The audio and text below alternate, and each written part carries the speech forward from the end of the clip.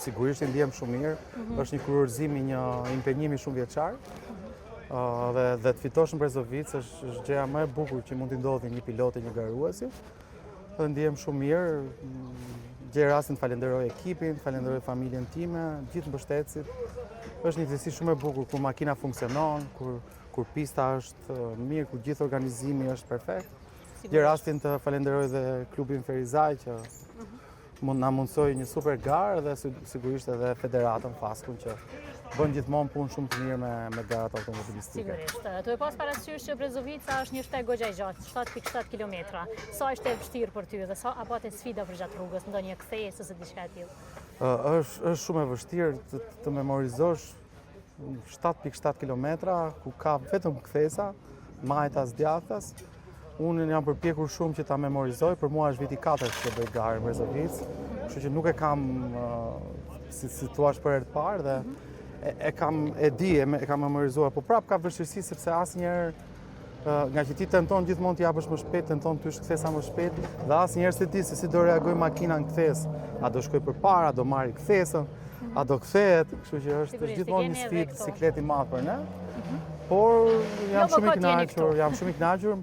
Po mbi të gjitha që thyva dhe rekordin, sepse kemi rekord 3 nga kombëtar dhe ndërkombëtar, që është shumë i rëndësishëm kjo edhe për neve, edhe për mua si pilot, si ekip. Në kategorinë tonë Gentian e patë të Bardhyllin. Jo, faktikisht jo, në kategorinë 2. Po Bardhylli është performance factor 1, unë jam performance factor 3, sepse kategoria 2 ka dyshë që quhet, ka makina formule dhe prototipe, po janë të ndara pastaj me performance factor. Po në kategori kisha Bardhyllin. Po cilin nga garuesit e pesi pak më të fortë?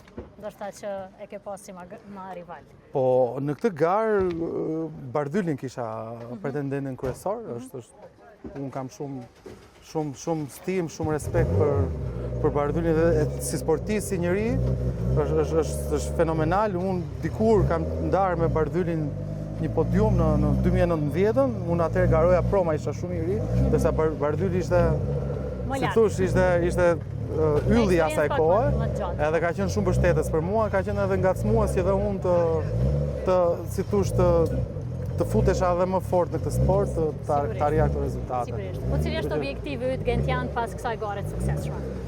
Të vazhdojmë kështu, të jemi prezent çdo garë, ta vendosim edhe në hartën e motorsportit europian, vendosim dhe Shqipërinë.